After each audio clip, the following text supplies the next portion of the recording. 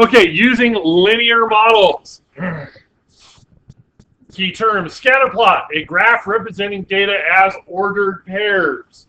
So you collect data, you plot them as ordered pairs. How does this relate to that? And you have two objects, how they relate to each other, and you plot points accordingly. Correlation is the strength and type of relationship. Is there a strong correlation? Remember, there's a difference between correlation and causation. One does not necessarily cause the other if they align together, but it might give you a place to look. Okay, line of best fit, the most accurate trend line of the data. I will not be asking you to find an equation. To find the good line of best fit requires a lot more mathematical skill than you guys possess right now, or a really, really expensive calculator.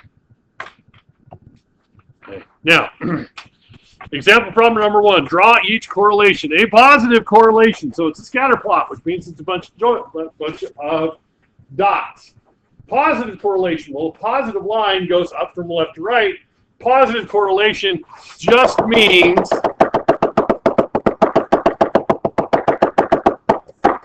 that your information lines up going up from left to right.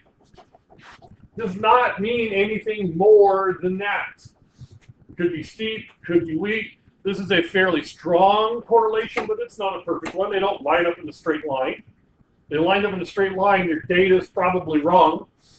Probably made a mistake somewhere. Or you didn't collect enough data. Okay, but this is a positive correlation. Why? Because it goes up from left to right. Okay, a good positive correlation might be your grade and time studying.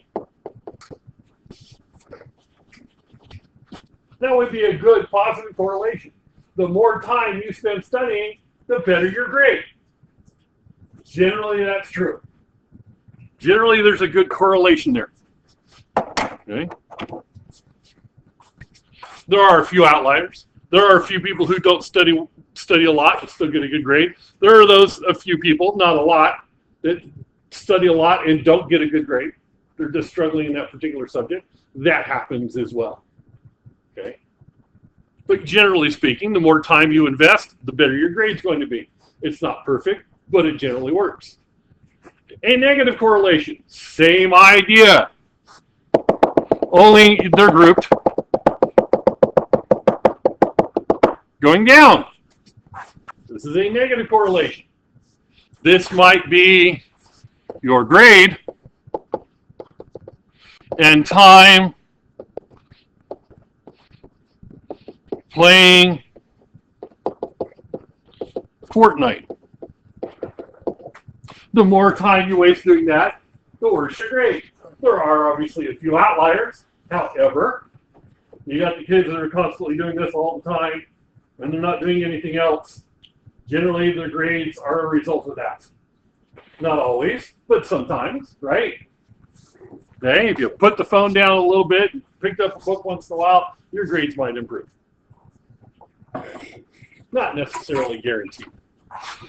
This is a stronger correlation than this one is, but they're both pretty good correlations. But you can see why it's stronger. It's a tighter group, getting closer to forming a straight line. Okay, so that makes it a stronger correlation. Okay. And then there's no correlation, which would be something like your grade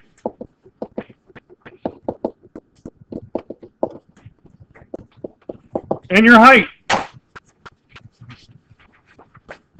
Tall people can be really smart, because we actually do know that that's not a true graph, because we do know that tall people are always the smartest ones. I'm sure Mr. Angelo would probably disagree with me on that one. No, there is no correlation between how tall you are and how smart you are, what your grade is. There are other things that make a better difference. Just because you're tall doesn't make you smart. Just because you're short doesn't make you dumb. Or vice versa. I'm about 6'6".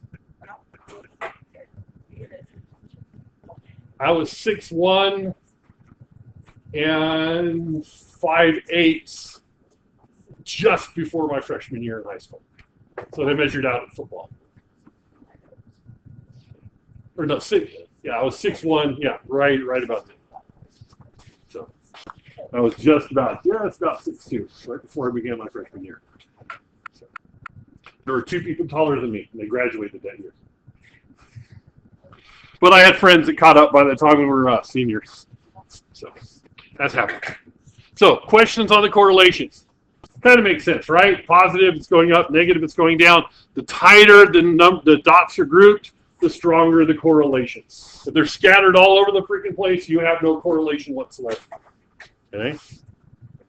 And like I said, remember, correlation and causation are not the same thing. Correlation just means there's a connection between the two. Causation means that, hey, if you do this, that happens. It actually causes it. And there's an awful lot of confusion between those two things. Be careful when you are reading information where somebody says, well, there's a correlation between these two things, and they say, that's why it's happening. And correlation and causation are not the same thing. Okay? Okay, example 2, graph the points to determine if there's a correlation. If so, determine the line of best fit. So, first step, start plotting those points.